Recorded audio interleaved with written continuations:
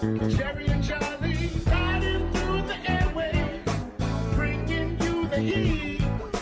Come on, pull your Mets fans, now get up out your seat. They're bringing you all things Mets, they're bringing you all things Mets. They're bringing you all things Mets, now you're listening to Shea Station. Today is Tuesday, July 8th, the 225th episode of Shea Station. Time really does fly. It feels like only yesterday, Jerry, was I just a young man on this Zoom call with you, scared out of my mind because I'm talking to a former big leaguer. We're back, folks. Jack and Jerry back on the pod. First time in like 3 or 4 weeks that we've been able to link up and do this. Very, very excited to talk some Mets baseball. We got to miss out on all the bad stuff, which is really cool because I was not looking forward to it. Some people will say it's our fault. They might. Yeah. There's a lot of evidence. We do what we can. We try and get here the best we can, guys, and we got a pair of series wins at home to talk about. The All-Star break is right around the corner. We have some Mets All-Stars. We have some Mets All-Star snubs. And we have a lot of roster updates and wins and losses to talk about. I'm one of your co-hosts, Jack, a.k.a. Jolly. Joining me, as you already heard, is former Mets legend, Jerry Blevins, who's just in New York, and I missed him again. Jerry, how you doing? I'm well. Apart from you dodging me when I come to the city. Pure dodging. You're dodging me. I'm lovely, man. It was, I do the once a month I come into the city. I found that like really good work-life balance. So it's like once a month I come in, and this was a Yankee series. 4th of July in the city is wild because it's like I am legend, because New York is barren. Traffic is minimal. The train schedules are a little slower, but there's nobody waiting. Every New Yorker leaves the city on the 4th of July, except for those of us who have to work. Did you miss the hot garbage smell of New York? That really wakes you up in the morning? I do miss it, which is really weird. That's a little Stockholm syndrome of you, I think it is. But I love the city. It's a special time of year. 4th of July and baseball just go hand in hand. And this was the Subway Series, man. This was fun. So, and they played really good baseball. So that was a fun combination. Yeah, I mean, the Mets have been down some serious weapons on their roster, and they kind of came into this series. When you look at the probables for it, the outlook didn't look great. I mean, we had Justin Hageman getting his first career start. We had Chris Stavinsky as the opener, and then we had Frankie Montas, who's yet to give us 6 innings, and who knows, how far he can really go and what he's really working with right now. But I think coming off that series win in Milwaukee, especially that 3-2 win in the finale, coinciding with the Yankees getting swept out of first place in Toronto by the Jays, I think it was a perfect storm and a very much needed turn of the coin for the Mets to kind of line up with an opponent at a good time, because I feel like we've run into a lot of teams when they're hot this year. Like, we're about to play the Baltimore Orioles, and they're playing the best baseball they've played the entire year. They just swept the Braves. But this was big for the Mets to come home where they have still the best home record in baseball and defend their court and get some wins back in their record, because while we were away, Jerry, while we cursed the Mets by being apart, they had a 1-10 stretch against division rivals. They got swept bad by the Pittsburgh Pirates, outscored 30-4 in a 3-game series. I wasn't able to watch most of those games. They kind of just washed away from me. So luckily, we won't have to spend too much time on that, because I guess it's not topical, and we'll instead get to talk about the good stuff. The key highlights here, though, for me, we've had another lineup shift, which Carlos Mendoza, I said this on my socials, but he kind of feels undefeated when he does that. He always just feels like he has the pulse of his players. But it was a big one. Leadoff Lindor is no more. You got moved down to the 2-hole after a 2-for-29 stretch, and he had a really good homestand, which is nice to see, because I don't know. I don't know how you see it, but it still kind of feels like he might be playing a little hurt with that toe. I don't know how much that's still bothering him. I have to imagine it's not gone away completely, because that's not how human bodies work. But I do think that change really rejuvenated him, and a lot of the other guys have been hitting well, especially Brandon Nimmo, who we got to talk about. But Any key takeaways from specific players you want to talk about before we get into the nitty Yeah. gritty? So I want to address that moving Lindor out of the leadoff spot into the second spot. Yeah. I think is genius on a couple of levels. The first one for Lindor, he's got Juan Soto behind him. Yeah. It's different. It's different. Juan Soto is protecting him. You get pitched to different. It's understanding that guy, he's special. We talked All-Star snub. We'll get to that, but Juan Soto is a special player, and he turned it on in June, the NL Player of the Month. When you have him behind you, and then Pete Alonso behind him, you're gonna get some pitches to hit, and it helped Lindor. Not just that though, moving Nimmo when there's righties into that leadoff spot. We talked about him in the two hole. It's even more so in the leadoff spot for me because it's his sweet spot for me. The way his whole approach is, I think matches up better in the leadoff spot when there's righties pitching.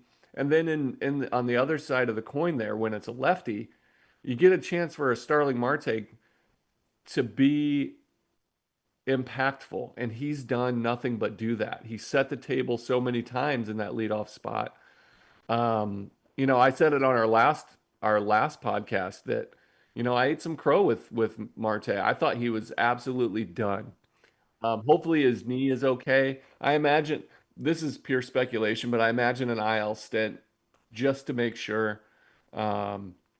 We'll see, but there's only a few games left before the All-Star break. He'll be back post All-Star game if they do put him on the IL.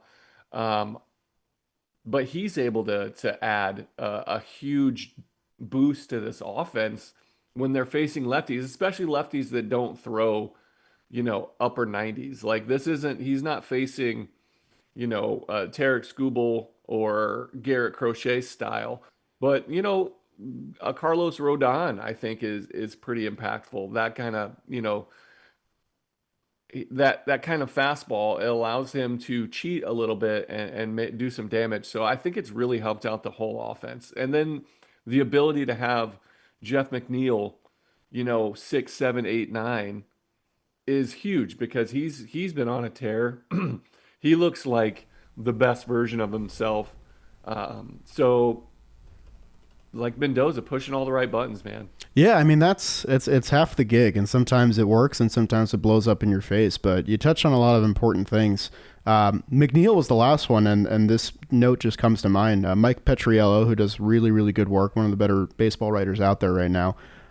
Ever since he had this stat, ever since McNeil homered off Paul Skeens last year and declared that he was done being a single hitter, that he was going to hit for power, he's top 25 in the league for OPS plus, which is, there's some really good hitters on that list. That makes him one of the more valuable players in the game because, he can also play second base, center field, left field. Like Jeff McNeil, it's hard to imagine where this team is without him because they've lost so much in their lineup between Winker and the kind of disappearance of Mark Vientos. They've needed some thump in the lower half, and Jeff McNeil has really been that guy. And you talk about pushing all the right buttons, and McNeil's kind of a plug-and-play guy for this lineup. I feel like I see him hitting different places all the time. It was really refreshing to see Marte at the top as a table setter. I mean, we're talking about a pretty deep stretch of Starling Marte being a good major league hitter. Since May 23rd, he's hitting .325 with an OPS over 800 in a sample of 91 plate appearances in this part-time role. And the knee flare-up happened because we played him in left field, which I guess we literally can't play him in the field, I guess. That's out. And that was a late switch. Yeah. When the lineup first came out, it was Nimmo was in left and Marte was DHing. Yeah, I wonder what that was. I don't think they ever clarified I think that. they wanted to get Nimmo off his feet, so hopefully he's okay, like you said. But yeah, he's been a key piece. For McNeil, though, his pace, his 162 pace since that home run, He's in the mid to high 20s for home runs, 26 plus. That's sick. That's close to what he did in 2019. He's pulling the ball in the air with authority. He's not trying to hit homers, but he is hitting homers when he gets to it. He's trying to do damage, and it's what an important way He's so important, and that change that's a big change to switch your approach from, slapping the ball and spraying it all over the field on purpose to driving the ball. Incredible. And then Todd Zeal said something on the post game the other day about Starling Marte. Kudos to him for accepting the role of being off the bench, basically the somebody a role player. He really embraced it. It's not everybody can do that. Not everybody does that. Their ego gets in the way. He's had a great career. He's been an impact player at the top of the order for a long time.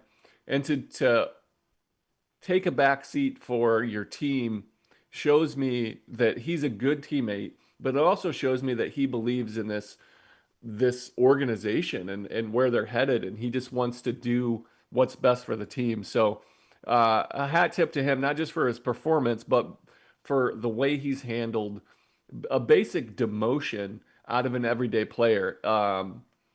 Really, really important to this team, and he's been one of the keys on and off the field. So I was wrong on a numerous fronts for him, and he's been huge for this team. Yeah, I mean, I ate that same crow because I didn't know what he could really provide. I mean, I just mentioned we can't really play him in the field. The same thing happened to Jesse Winker. We tried to play him in left field. He got hurt, and we've been without him for a month and a half. That is a true DH tandem, but when it works, it's really beneficial to this lineup, and that's not even going into how important both of those guys are to this clubhouse. So with Marte in the leadoff spot, that was like kind of refreshing. It felt like a blast from the past, honestly. It was cool to see him up there, kind of where I've always envisioned him when I think about the player that Starling Marte was, and what you said was a very good career. But Nimmo has been bouncing around as well between the leadoff spot, between the two hole. He's been hitting fifth, all that. It has not mattered. He has been great for over a month now. We talk about all-star snubs. Obviously, Juan Soto leads the way, but I mean, Nimmo and McNeil are not far behind. Since May 31st, Nimmo's hitting over 300 with a 934 OPS and 10 home runs. His stat line and Francisco Lindor's stat line are eerily similar this year, if you want to juxtapose those two as how important they are to the lineup right now. So Mets offense is back, and that's been a key contributor to them playing much better baseball as of late. The back half of the lineup is still a concern. I think we'll tackle that in a little bit, but I want to stay on the good stuff. Do you want to go over the Juan Soto All-Star snub? I feel like it's big news, and it might not stay because Corbin Carroll I don't think is going to play in the game because he just got back from injury. Like, by the time this episode comes out, Juan Soto could be an All-Star, but I do think it's worth mentioning because we haven't gotten to really, me and you, talk about how awesome Juan Soto has been for like 6 weeks now. You mentioned Player of the Month before, but hard to imagine this guy's not in the All-Star. It feels like Francisco Lindor passed the non-All-Star hex to Juan Soto after he finally got voted in. Now it's just his curse to bear. But Juan Soto on the Mets, it feels like it's really starting to happen right now. Yeah, yeah, he turned it on. He's the player that they signed. He's back to being his normal self, which is crazy how good he is. Like watching him on a daily basis. He feels like he's gonna do something special every at bat. He's locked in. He's special, man. And the All-Star snub is surprising to me because for two reasons. Number one, he's a superstar. He's your highest paid player in sports history. You want that kind of guy out there. You want to showcase the best in the world. Him being left-handed really helps.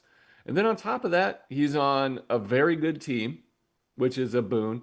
And then you have the fact that he's on fire. Yeah. He's turned it on. You put it in the notes, but shout out to Greg Harvey Yeah, the stats on Twitter. crazy. Yeah, shout out to him on Twitter for he's at Between the Numbs.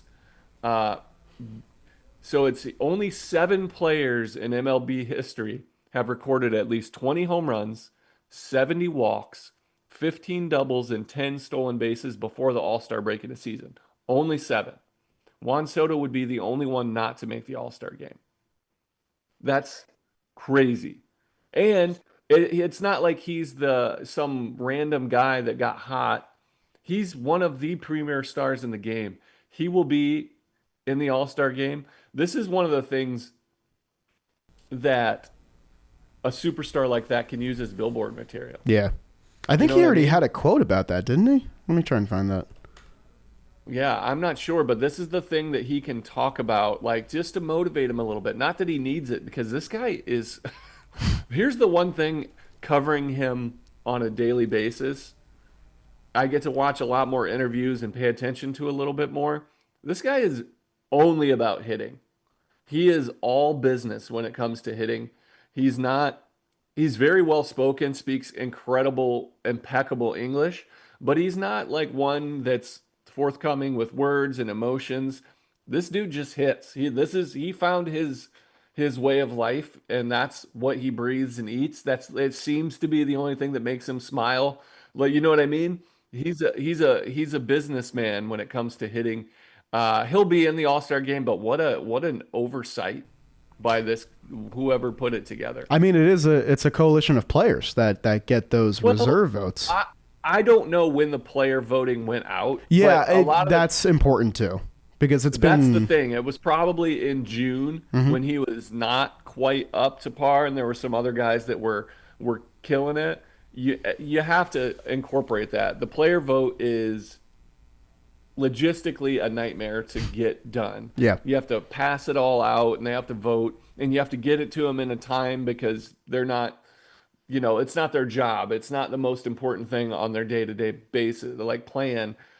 So the vote was probably weeks ago, but the commissioner has the ability to set it up. Put it in And for you would Clayton think he Kershaw. would promote the biggest market, Yeah. one of the best players. He is the best player on the Mets. Like, Yes. I love Edwin Diaz. I love Francisco Lindor. I love Pete Alonso, but he's the best player on the Mets. He's the best. And that's as it should be. That's why he's getting paid that money. Yeah. Exactly. And for them to not put him in there, like, you know, it's like Pete last year. He used the leverage of playing, I imagine hitting in the home run derby, be like, I won't do it unless I'm an all-star. And then they put him in, and his numbers were, mediocre there. Put that guy in the all-star game. His numbers say he deserves it, and he's a superstar. It was a shock to me. Um, the biggest shock for me was seeing him not in there. So hopefully they'll right that wrong. Yeah, so he chatted with the Post again after the reserves got announced. He said, sometimes you make it, sometimes you don't. That's part of baseball. It looks like I didn't do enough this year. I've just got to be better. I'll come back stronger next year. So I do think bulletin board material, that's a very likely scenario. But we're talking about a guy that is now, he's fifth in the National League for weighted runs created plus. John Heyman tweeted that going into July 6th, he was the leader in walks, second in on base, third in runs scored, led in offensive WAR. Like, this is one of the best players in the National League. And I think that your theory that the voting took place a while ago makes perfect sense when you consider that someone like Fernando Tatis Jr. got in over him, because if you look at numbers at the end of, May or the middle of June in comparison, there was no contest. Fernando Tatis Jr. was the better player. It's just Juan Soto's last 4 to 6 weeks have been unbelievable to the point that he won Player of the Month. That I do agree. I think in the next couple of days he'll probably get in, and it'll become a footnote. But I mean, if it does end up being bulletin board material, it could be the best of both worlds if we He's end up going to getting use our way. it. I guarantee you the best players. How could he not?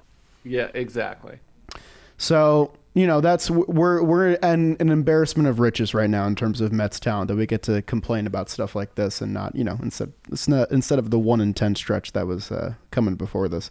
But let's dive a little bit into the games, because there were some really heroic performances that we have to talk about outside of our core guys who are finally starting to hit the ball better, especially in the bullpen. Even back to the Milwaukee series, we've had a handful of really impactful performances. If you want to go back as far as we can, it really started with, I think, when Griffin Canning went down with a ruptured Achilles, which we haven't talked about either because it's been a little bit. The Mets bullpen that day went 6 1/3 with no earned runs, and it kind of was an all hands on deck thing there. Before we do too much pitching, do you have any thoughts on, what is the end of Griffin Canning's season, which feels very premature? It does. I was excited to watch him for the rest of the year and kind of navigate the adjustments that the league was going to make to him. That's part of what makes the Mets brain trust of the pitching coaches, great, because they help you tweak those in-game, changes that you need to make to stay successful. Um, he had an excellent run with the Mets to start his career here. And I hope he bounces back and he's fully healthy when he comes back. But that was the last piece for me of the dreadful June of the New York Mets. That was kind of like the last piece to fall, no pun intended about the fall, but that was a rough stretch. And then they got home, and I don't want to undersell how great the team has been at home. And they are, I think it's 33-13 at home. Yeah, 33 or 34. 33-14 at home. That's what it is, yeah. 702 winning percentage. It's the best record at home in the major leagues. They're 19-25 on the road, which is horrible. But they needed this stretch, and against Milwaukee, who's surging, and against the Yankees, who were in a similar situation as the Mets with dealing with injuries and everything. But they lined up to face Carlos Rodon, who's been excellent as a starter for them, and Max Fried, who's a Cy Young candidate. And they stink against lefties so far this year. It was lined up to be painful to end that homestand, or to face when they're coming off of a really tough stretch. But they did everything they could, and I don't want to undersell what the fans bring. This is a different level of Mets fans that I've ever seen. Yeah. You can feel the change when you're in the stadium. You can feel it. Yeah. And it's a different level. Like, there's been sellouts throughout my career and before and since. But like not this frequently. Like it's all Not the time this frequently. now. Yeah. And it's not just the amount of fans that are there, it's their engagement. They are paying attention. They're cheering in the right moments.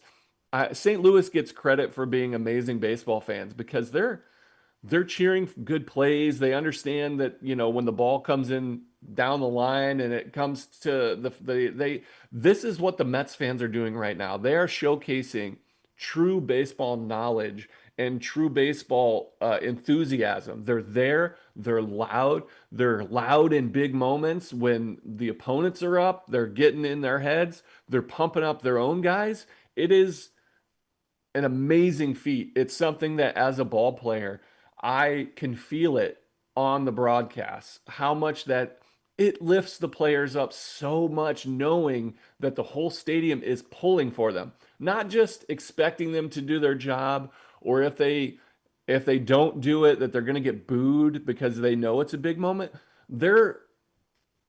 It's like your entire fan base believes that you're going to get it done, like a good manager does. This is what the team does. Carlos Mendoza is putting them in the best position to be successful, but their fans are doing the same thing when they're playing in Citi Field. It is remarkable, and that home record shows that they're not only a great team, but they have a great fan base. And I just wanted to make sure that Mets fans got a chance to hear that, because it's been truly remarkable. It's the one of the few times now that I've been retired, that I'm like, damn, I would love to play in front of this crowd. Like, I enjoyed my time as a Met, obviously.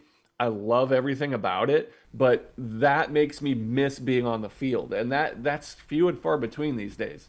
Yeah, I mean, I think you really see it if you've been a Met fan for a while and you've been going to games for a while. Because I do remember how empty that ballpark could be, like early 2010s, late 2010s, kind of like those wasteland Mets teams.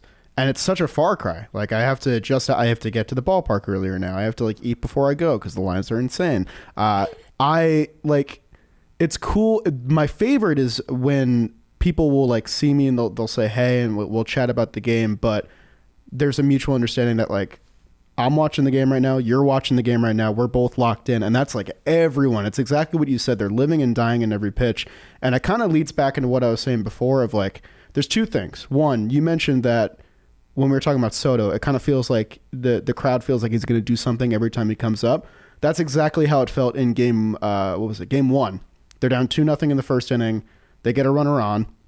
Soto comes up against Stroman, and the crowd's instantly into it. They feel like he's going to do something. He goes opposite field, 2-run homer, and ties the game, and the place is like from the get-go, these were 3 great games, and it started from the first inning of game 1. Like these were very eventful, and like it was easy for the crowd to get into it.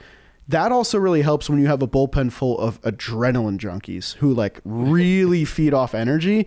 And basically all the blow-up performances we've seen from these bullpen guys, I feel like a lot of them have been on the road, and I don't think that's a coincidence. Like in game 1, we had Brosban and Garrett have to take the load because the Mets were without Edwin Diaz, Ryne Stanek, Daniel Nunez just hit the IL, Jose Butto just hit the IL. So like they were down and out. Like they had 4 guys to finish this game, and then it was gonna be nothing else. And Brosban struck out 3 guys. He struck out Judge and Bellinger. Garrett was a madman on the mound in the 9th inning for his 6-out save. And I do think it's the crowd getting into it on every pitch and allowing these guys to like fill their tank of energy. It's really, really cool to see. So shout out to Mets fans. I mean, we've said it so many times this year, but it continues to be true that the home field advantage is real. Like if the Mets get into the playoffs, which we all expect them to, but if they do, them getting home field advantage in a series is like a serious advantage for this team, unlike a lot of other teams. Agreed. Do you want to dive into the Milwaukee series or the Yankee series? Because you mentioned some key moments. Let's touch on it. I mean, with Milwaukee, there was the doubleheader split. Game 1 was definitely disappointing, and it felt like game 2 was when things began to turn. I always think it's funny when the Mets will face an elite pitcher who's like hot and like the talk of the town, and then that's when they'll get right offensively. And you look back at the last 5 games, and the Mets have been hitting. It started with them facing Jacob Misiorowski, who has been one of the most electric pitchers in baseball right now, a guy who just came off outdueling Paul Skeens in Milwaukee. You mentioned Milwaukee was a pretty hot team coming into this Mets series. The Mets screwed him rudely with 5 runs in his 2nd inning. This was the first of 2 Brandon Nimmo grand slams on this homestand, both of them early in games and both of them very impactful. This was also the first game with the lineup shift, I believe. Yeah, this was he was moved down from the leadoff spot to the 2-hole, so him and Nimmo go back to back. This was just a really nice. And I don't want to say easy because the Mets bullpen has been strapped lately and the games have been close more often than not. But this was a much needed win for the team. The core guys getting it done. Was there anything you saw from Blade Tidwell on this homestand? I wanted to ask you about him because he's been getting more opportunities, and we kind of feel like we need to talk about him. I agree, and I loved what I saw from him. Competitiveness. He only had 2 walks over those 4 1/3 innings. That's important to me. He was filling the zone. This was a game that they shouldn't have won. This was a game where they had their, one of their best pitchers going, and we had an opener with a bulk guy. But the offense gave him that breathing room. The grand slam in the 2nd inning from Nimmo, and then Lindor backing it up, going back to back. That allows you to take a deep breath because you don't have to be perfect. You feel the momentum shift. Tidwell goes back out there and he pitches really well. He looks. There's 2 guys highlighted for me. Tidwell looks like he can be successful in the big leagues at whatever role, like the long guy that they're going to need. And then we hadn't seen it, and it's kind of a footnote here, but Rico Garcia, he was throwing 97. He had an absolutely nasty curveball. I was, we were in camp together with the Giants in 2020 before the pandemic, and I liked what I saw from him, but I didn't see that. That guy looks like he can be a piece, bottom of the bullpen, because, some of those other guys, I was like, all right,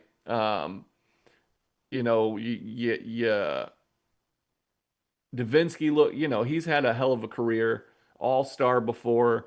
He's got a good changeup, pitched 2 scoreless innings to start, and then you're like, all right, what are we going to do because they're facing Max Fried? But those guys, when I saw Garcia come in, I was like, all right, you don't want to walk guys, let's just go. I was like, he was doubting, swing and miss stuff. Yeah. So he opened my eyes there. So they might have a piece in Tidwell and Garcia. I mean, it's really it's Mets development. Like they've used 35 pitchers this year in the first half. It's the most of any team, and it's by a lot.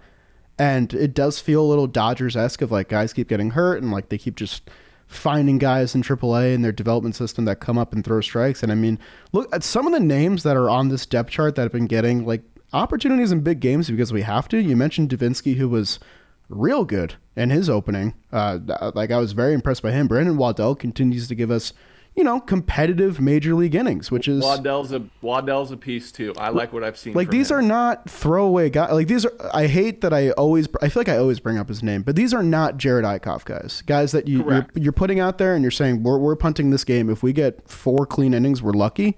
These are guys that are competitive and will throw strikes against major league. I mean, these are guys that had to face Aaron Judge. They had to face like former MVPs. A lot of them were making major league debuts or their first appearances in years, and they're still giving Mets quality enough innings to compete in these games. And I just think that's so important as we wait for what is an entire rotation of starters to come back from the injured list.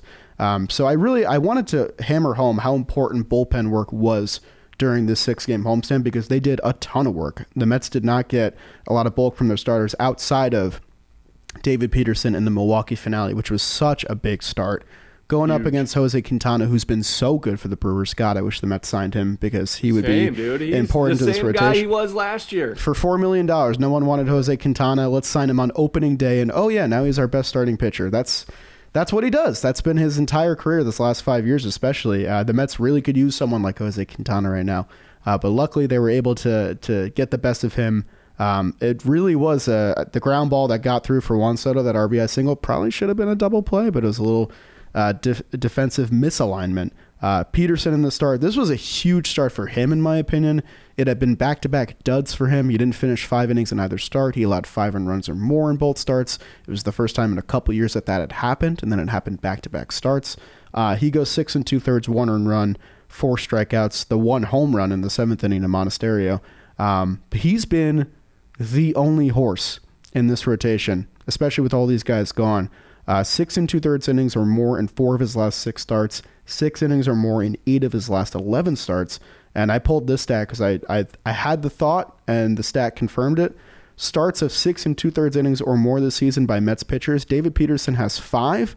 The rest of the entire Mets pitching staff has 2. So of all the injuries that have happened, and you never want your guys to get hurt, and like that's beside the point, David Peterson staying healthy and providing for this team has been so important. Every 5th day, the Mets can rely on him to at least get them length, and I do think that propelled them to be in a much better position for the Yankees series than if he had gone out there and maybe not had his best stuff again. So that, I think, was maybe the most important performance of the week. I agree with that. Peterson reestablishing himself as the guy that was so reliable for the Mets. He's the ace right now. Yeah. Senga on the pregame and Game 3 of the Yankees series, we talked about the importance of having, for the Yankees, a stopper, like Max Fried. And when Senga got hurt, that felt like the Mets stopper. Yeah. It felt like the guy that could end a bad streak for the Mets. And then Peterson struggled in his first go-round with that. But this was a huge start for him against a very good lineup. He looked great. He returned to form of the guy we've come to know and love in the 2025 season.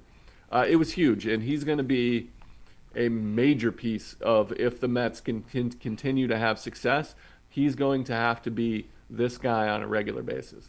Yeah, and it was especially so in this past month dealing with all the injuries. We're supposed to get Sean Manaea and Kodai Senga back, right around the corner. Manaea is lined up to pitch in Kansas City when we go there on Sunday. He might piggyback Clay Holmes is the plan, according to Mike Puma. And then Carlos Mendoza felt optimistic that Kodai Senga would make his next appearance for the Mets. So with the All-Star break around the corner and extra rest to go around, I think this might be, this past series against the Yankees might be the last time we see a bullpen game for a little bit, which will be refreshing because it's been a lot of guys to talk about, a lot of guys to keep track of, so many moves for Carlos Mendoza. I do not envy his job right now between, his ejection in the finale and dealing with the lineup shifts and having to navigate all these different bullpen choices and matchups. I think he's done a really, really good job with a really tough hand dealt. And what has helped, and we have to talk about these two too, and I know you've probably been itching to talk about them. Ryne Stanek and Edwin Diaz all of a sudden have formed a very interesting duo. I mean, Edwin Diaz has been doing it for, the better part of 2 months now. He's an all-star. But Ryne Stanek, we watched him basically lose the feel of his splitter. I think he hadn't gotten a whiff on it in like 2 months. He developed a sweeper out of nowhere, because I guess every Mets pitcher has a sweeper. And all of a sudden, since June 21st, 6 innings, no earned runs, 2 walks, 11 strikeouts. Kind of feels like he's starting to come back a little bit, and he's giving that playoff vibe where he's emptying the tank. He had a couple nice roars in front of the home crowd. I mentioned guys feeding off the home crowd energy. He's one of them. What did you see from Ryne Stanek and Edwin Diaz that stood out to you? This is the Stanek ride, man. It's very high. He's elite. Like He looks among the best. unhittable, like genuinely. He's unhittable when he's at his best. And then there's times where he has no idea, and his fastball, even if it's 100, is straight as an arrow, and he gets lit up. That's the wild card. We're gonna see probably another swing before the season's over of him struggling. That's the difficult part of having a bullpen like this, because Reed Garrett's that guy with Stanek. So when Stanek was down, Garrett was the man. And now they're kind of, you have to have at least 2 guys back there. You would prefer to have 3 to go 7, 8, 9, especially in today's game where starters don't go 7.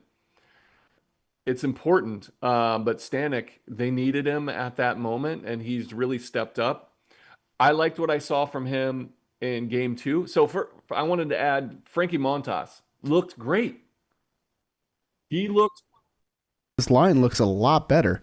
agreed, Yeah. and he had like an infield hit and a bloop. Yep. It just didn't work out for him. He only went 5 2/3 and gave up 4. Yeah. But he was way better than that line.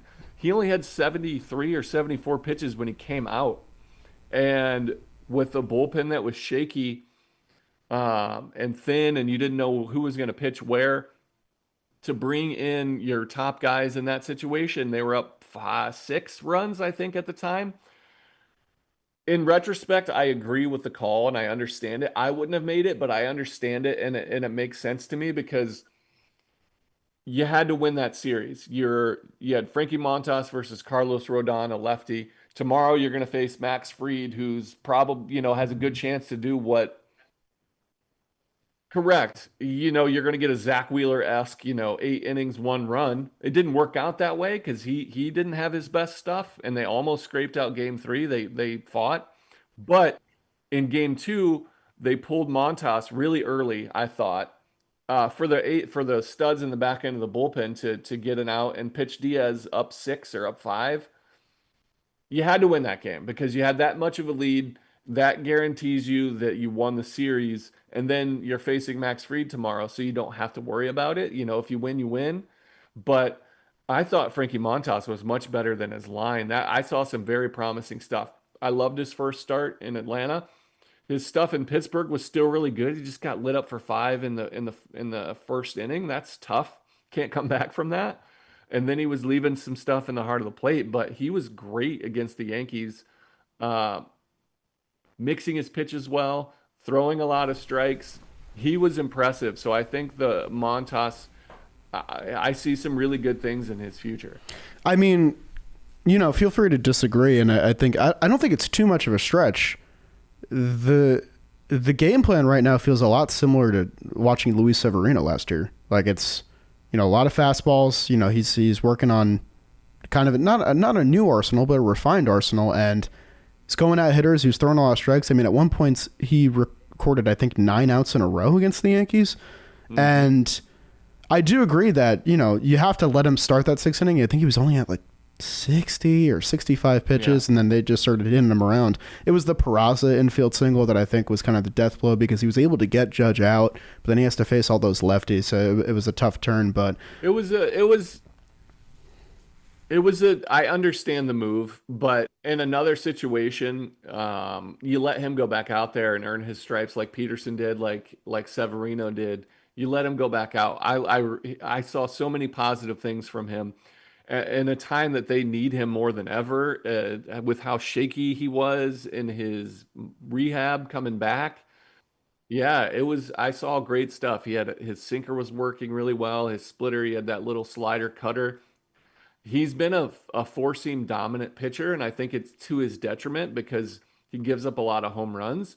I think with Hefner and the group there that they can get the best out of him, and I think he's got a really high ceiling. I do too. I'm encouraged, and I think that it'll feel better when Manaea and Senga are back, and he's your five, because you'll have Holmes and you'll have Peterson, and then he'll be the anchor of the rotation. Right now, he's the two because they've been dealing with all these injuries. I think it'll feel better, and that signing, it still has a chance to turn in a good first year. I know that the injury kind of stunk, but I mean, the Mets are going to need starting pitching in the second half, and you kind of always felt like it wasn't going to be the same five guys for the entire year. It certainly has not been that way. You mentioned Edwin Diaz coming in to secure game 2. We got to talk about him. All-star this year, incredibly deserved. Since that blown save in L.A., 9 2/3 innings, no earned runs, 14 strikeouts to 1 walk. Going all the way back to April 23rd, 25 1/3 innings, 1 earned run, 38 strikeouts to 6 walks.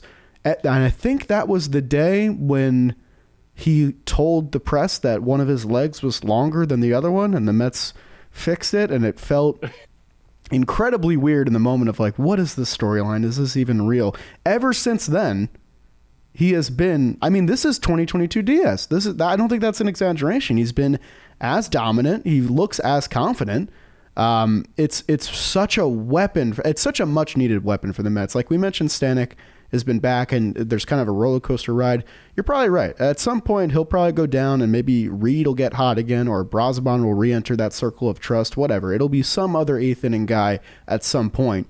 But as long as Diaz gets the ninth, and you feel good about the ninth, because he's only blown 1 save this year, you can deal with that. You can weather that storm. I do really feel like with this Mets bullpen, when they have the head of the snake, there always feels like a route you can follow to a victory, whether it's Rico Garcia or it's Chris Davinsky or it's Austin Warren getting 2 1/3. If you know that you can get to like the last 6 outs of the game with a lead and probably win that game 99% of the time, you take those licks. And the outlook is only going to get better when you get more starting pitching and guys that can give you 5 or 6 innings instead of 3 or 4 innings. But Edwin Diaz, you know, in the hierarchy of who's been most important to this Mets season being a success so far, he's at least top 3 in my mind. I couldn't agree more. I think it was the first Yankees, the Subway Series, that I declared him all the way back. Yeah. It was struck out Judge in that game too. Struck out Judge, yeah. And it was that confident dominance where he knows his stuff is good. There were signs of that, you know, since then that he's been great. He's been playing in spring training for a long time because he missed that whole year. He came back. He was worried about like feel. You can tell he was battling his mechanics, making sure he's getting to a certain point. That's been gone since that moment. He's pitching with intensity, with bad intensity, like bad intentions on the mound. He's not thinking about his mechanics. He's thinking about striking guys out. There was a huge sign in that game, too, where Terens threw out Yelich in the 9th inning. Edwin Diaz they overturned the call, right? He was quicker to the plate. Yeah. And he talked about it, that he's like, yeah, it's something that I know has been glaring, but he's been focused on his delivery so much that he can't worry about that. There's not enough headspace for him. The fact that he is aware that he was a 1.7. So there's, you know what catcher's pop times, right? 2.0. A pitcher should be at 1.3. So that 3.3 seconds, that makes a catcher have the ability to throw runners out. Edwin Diaz was a 1.7 or slower on his delivery. That is a no chance because you're getting an easy jump. You know he's not picking over. It's a guaranteed stolen base. And in a game when he's in, it's close. You need these runners not in scoring position, whether it's a bloop, infield single. These guys get into scoring position. It's tough. So for him to feel so confident in his delivery and his stuff and his mechanics that he can speed up, that he can quicken it, and he was a 1.4. That's a huge difference. That's giving a guy a chance to throw him out. 1.4 is that like, can I go? I have to pick my spots here a little bit.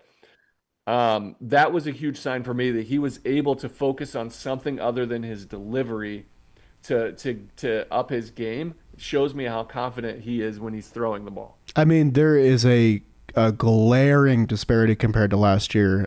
Last year, it felt like whenever Edwin Diaz was locking up a save, it was the 10th inning and you were dealing with the ghost runner because if a guy got on, he was instantly at second base. Here it is. Last year, base runners against Edwin Diaz stealing bases were 22 for 23. There was only one guy that got caught last year. This year, fell down. Yeah, I don't even remember what it was. Do you remember? I don't know. I'm not sure. Okay. This year, they're 7 for 11. So his caught stealing rate has gone from 4% to 36%. Like, I don't have the numbers in front of me. That's probably the largest jump of any pitcher. I feel pretty confident saying that. And that caught stealing, I didn't think it was going to get overturned in the moment. I really didn't. It was close, but I thought they would let the call stand. But that ended the game. Like, the Mets took over all the momentum. It was a called strike on the pitch, and then Diaz just punched him out to end the frame. Those microseconds, those milliseconds, baseball's a game of inches. It's also a game of fractions of time. It really adds up, and it's just the cherry on top of what has been a return to form for Edwin Diaz, who, by the way, has an opt-out at the end of the year in his contract, I think. I didn't know that. Player option, something like that. People have been talking about that. I don't think he's going. So the next 3 years, that's interesting. And going into next year, he has an $18.5 million player option.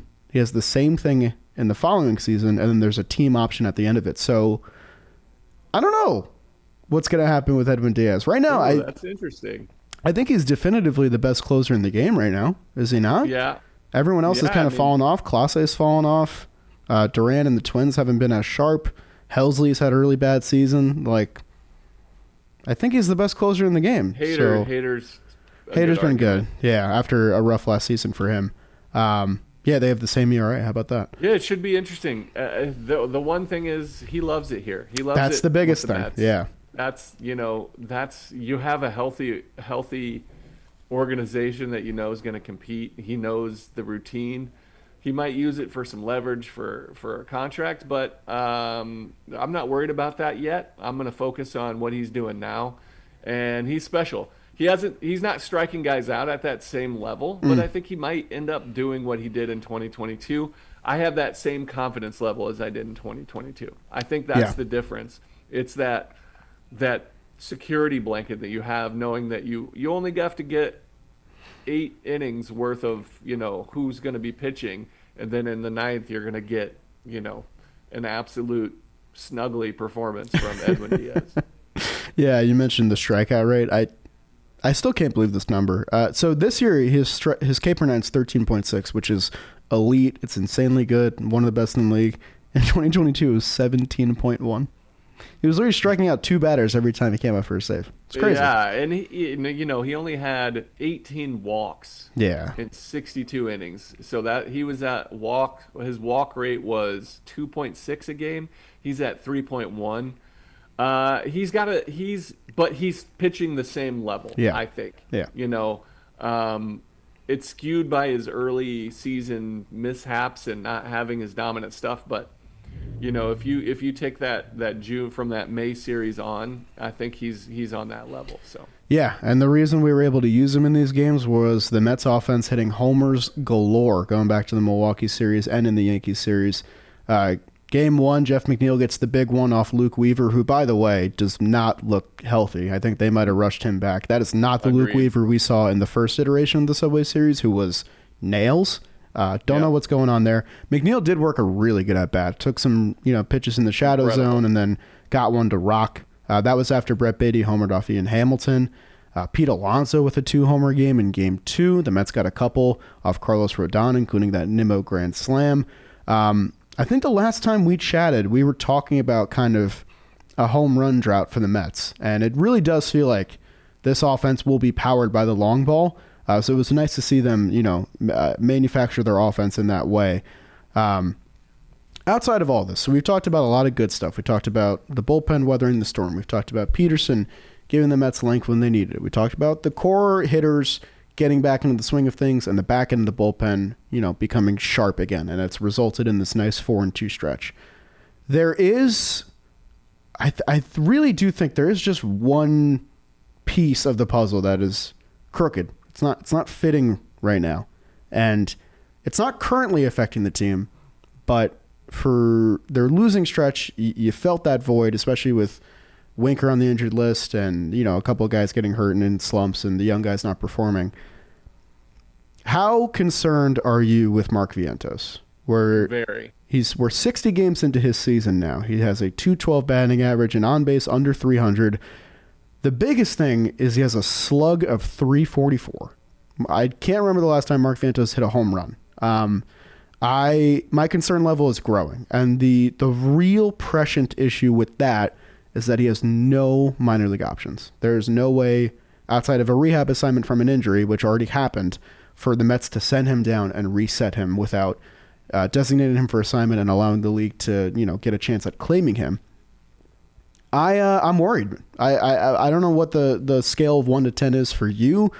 For me, it's pretty high. It's like a 7 or 8. The at bat, I know he hit a couple balls hard in the Yankee series, but the quality of the at bats is not there. The pitch selection, the swing decisions are paling in comparison to what we saw last year, and I still have a really tough time wrapping my head around it because so many of these highlights from the second half of 2024 was just him up in big moments against really good pitchers more often than not, coming through with the long ball. And the Mets offense, I do think, is able to weather this storm with Soto being Soto and Alonso being consistent this year. Lindor with the lineup shift. Nimmo's been great. They're going to get Winker back. Marte, as we mentioned before, has been good. McNeil's having a nice year. Like, they don't need Mark to be the beacon of power that he was last year, but they do need him to be a contributor, because if he's not hitting, he does not provide you anything. His defense is below league average. His base running is among the worst in the league.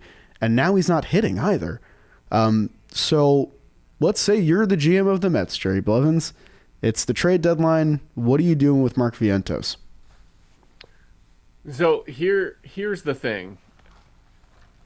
His ceiling he showed last year was so high and so good that, yeah, I think you ride it out.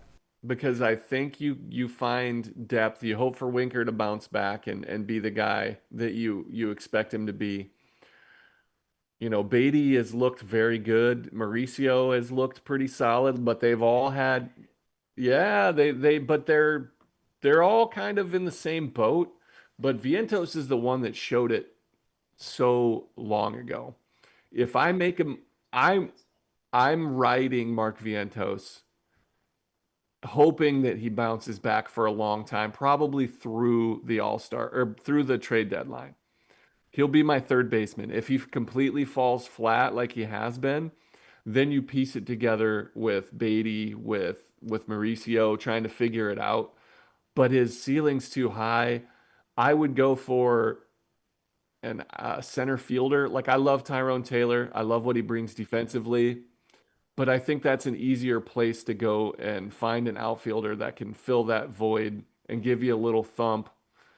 But it's my concern's at a 7 or 8 too. And I didn't think it would be this prolonged. The injury hurt him, not just his body, but like that's all these consistent at bats. Hopefully you find your zone.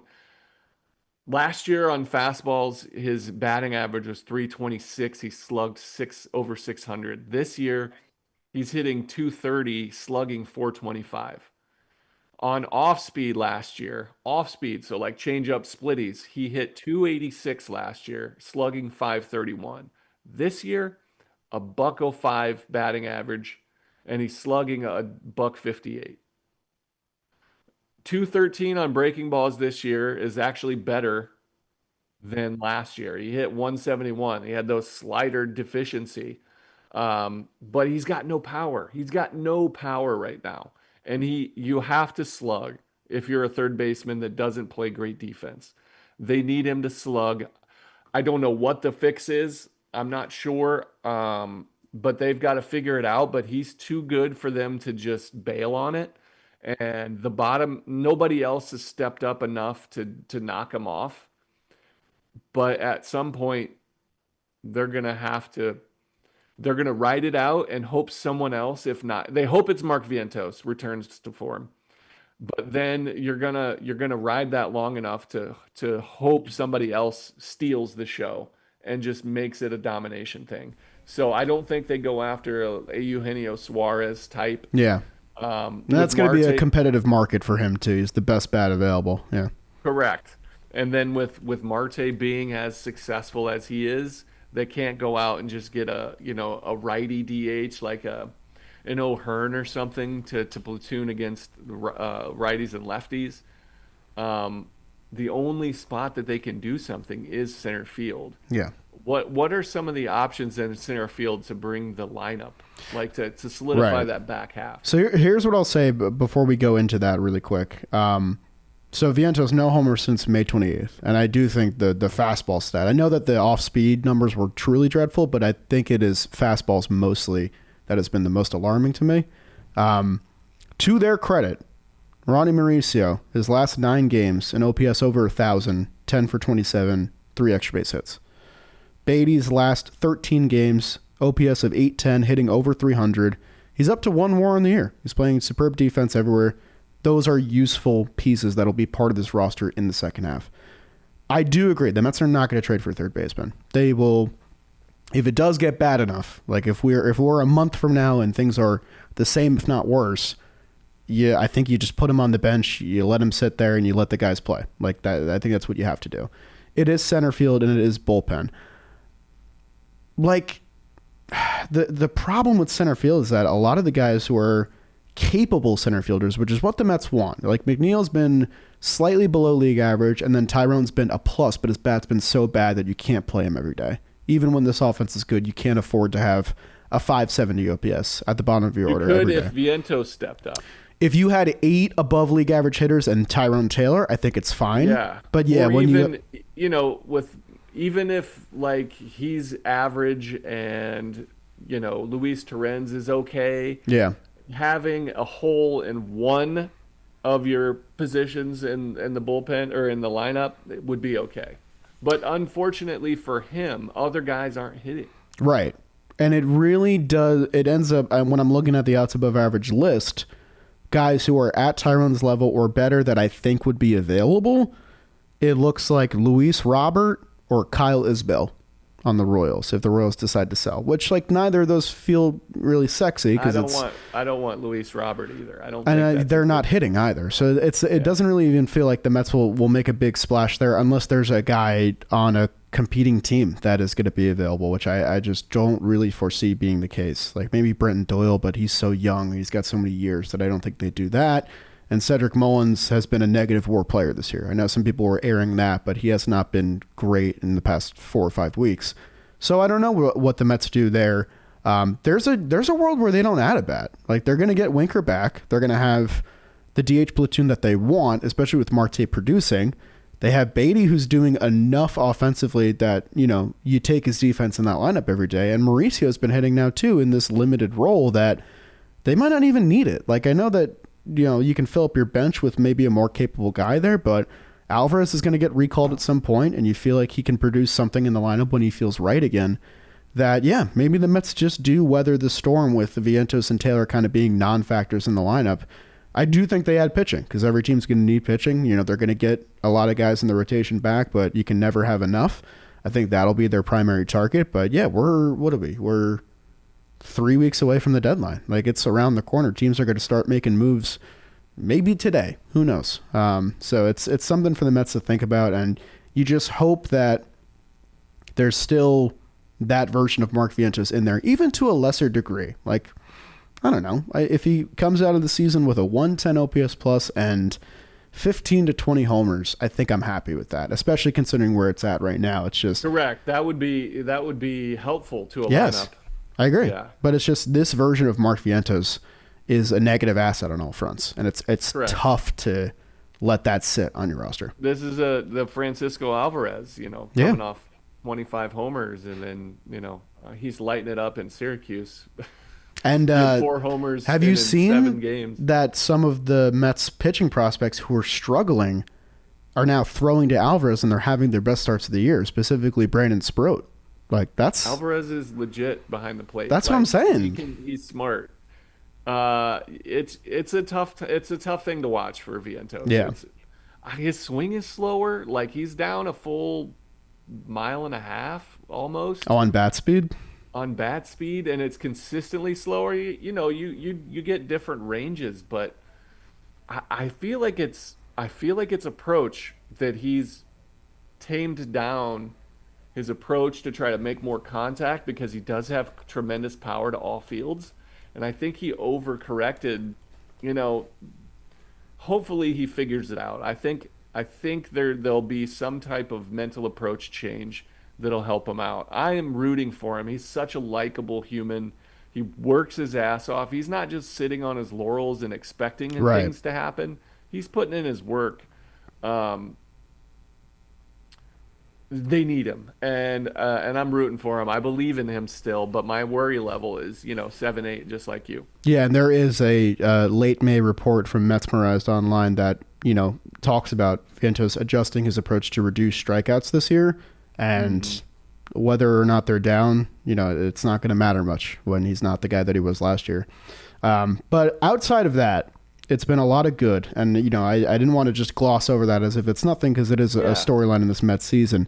Before we start to wrap up today's show, there's just a lot of roster cleanup that I just want to spitball here at the end. Okay, here we go.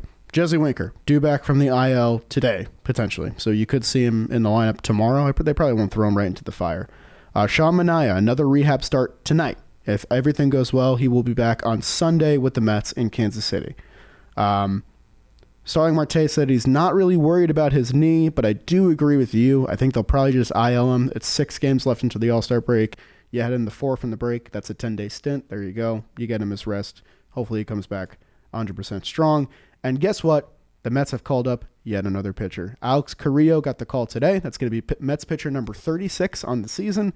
He was throwing 100 miles per hour at Syracuse after spending the year before in indie ball and in Venezuela, because that's what the Mets do now. They find guys from all sorts of leagues and fine-tune their arms and make them weapons, and it's pretty cool to see.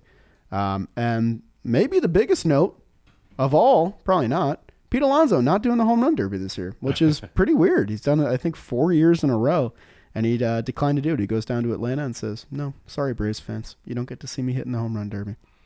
I thought it's pretty cool that he said, if the Citi Field hosts the All-Star game, that he would do it then. But he's like, if it's a park I love hitting in, made me a little bit sad about, Atlanta being in the division. I get it, man. He's put his time in there. Having those off days, when you're an all-star, I wouldn't know from firsthand experience, but it's a lot of work. There's so much that goes into it with appearances and media and all that. You don't truly get days off. And with the home run derby, him having to focus physically, it's a lot of work physically. That's so many swings. I like that he wants that day off, and there's some really young guys in the home run derby this year, like James Wood, that I'm That's gonna be pumped to fun. watch. That's going to be fun. And Cal Raleigh's going to get his shot, which is really much deserved. Good. There's a really cool Yeah. clip of him. I think he was 8 years old, and he's mimicking his performance in the home run derby. He's wanted to be in it forever. So he's the guy I'm rooting for. And then Acuna's doing it too in his home turf, which is really nice. So it's going to be a fun lineup this year. I'm excited to see who else joins them. But it won't be Pete this year, sadly. Sadly. So that is a little bit of a sour note, but Yeah. he earned his stripes on being an all-star. So good for him. Yeah, and I think hopefully we get more All-Star news to come with Juan Soto and maybe another Mets position player. But I think that's we've done it, Jerry. We've recapped what has been a month away from us for Mets baseball, and it was a lot of fun. A lot of things to chew on. Gosh, what a turnaround for this team on this homestand. Keep it going. Let's get some They're road playing wins. good. They almost stole that Max Fried Yeah. sweep of the Yankees. They had fought no back. business winning that game. Waddell's pitching to Aaron Judge there was a huge mistake to me. He A had a little bit. huge 2-run home run, and that was the difference in the ball game. But this team fought. They tried to win, and I love it. Yeah, it was just a couple double plays in the 7th and 8th. Those are Mets rallies. Could have been. From the Yankee standpoint, that Bellinger catch and throw, what a catch, what an absolute hose to double him up there. That's like a season saver. If I'm on the other side thinking about it, I'm like, they're in a free fall. If they lose a Max Fried start against a bulk pitching, bullpen game, that's an absolute travesty and a punch in the gut. They needed to win that, and Fried wasn't sharp. The Mets made him work. He was out early, but that play, the Goldschmidt double play, they squeaked it out. So that Cody Bellinger play, I love Jeff McNeil, and what he does is special. What he does is special. Second base, elite. He hit that huge home run to go up and then makes a play in the ninth for Edwin Diaz there that it was like by him and he slides and then makes a throw. Tremendous.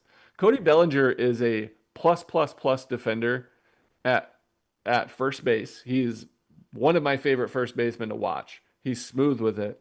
He's Gold Glove caliber center fielder and a Gold Glove caliber, they're legit Gold Glove left fielder too. Yes. That play was unbelievable. Yeah, I mean, the thought I instantly had was, imagine if Dominguez was in left field, because we got to watch him play some That left ball field. would probably get to the wall. Yeah, that ball probably scores a run, honestly. Like, that's a point of concern for them. But, I mean, Cody Bellinger has been probably, outside of Judge, their most Why important don't they position just player. put Dominguez in center? Listen, Because there's he's a natural there's a center lot of fielder, talk right? in that room about why don't the Yankees do this and that. Actually, I I think they're know. talking to Boone right now. So I'm curious. Even to see what they ask him. SNY, like there's some Yankees fans. It's New York. Yeah. They all want them to fire Aaron Boone, every one of them. Like all over. Everybody I talk to, I'm like, dude, it's what are you gonna do?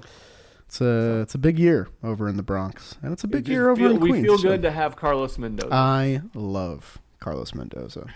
I said it last pod. I think we're finally going to get a manager that lasts more than 2 years. Can't wait, guys. Can't wait. Yeah, right. Seriously. All right. You got All right. anything else for me, Jerry? No, man. Yeah, one more thing. If you can cut this out if you want, but congratulations to you and Thank Taylor. you very much, sir. Our boy Jolly is engaged. He did it the proper way, dropped to a knee, proposed. Good for him that she said yes, because there's a lot of pressure. But no, man, congratulations to you. You've got a winner. She's cool. She keeps you happy. You make her happy. The fact that she's a teacher is pretty badass too, Yes, because sir. she gets summers off. Hell yeah. It's a fever pitch type thing.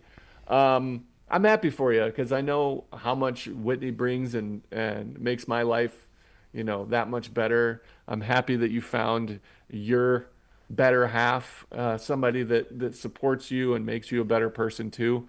So congratulations to you, my friend. I appreciate you a lot, Jerry. Thank you very much. Yeah, that was a whirlwind this past week, but it was cool. And it was cool to see, so many nice, messages from people online and messages from people in this office and all this stuff.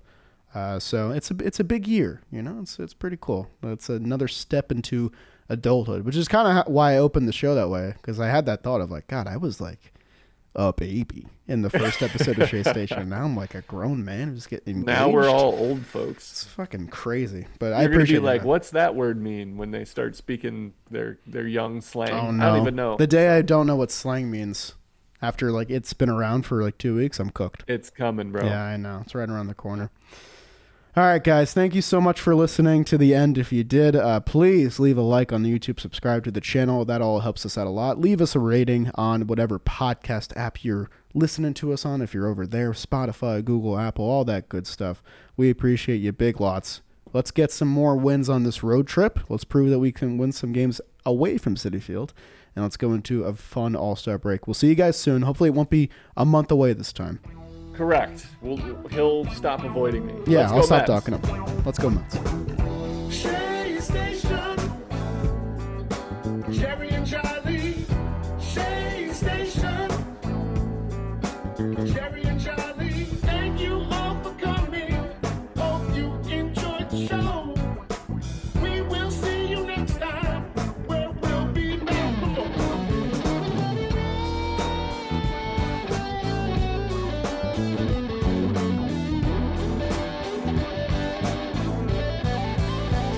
Station.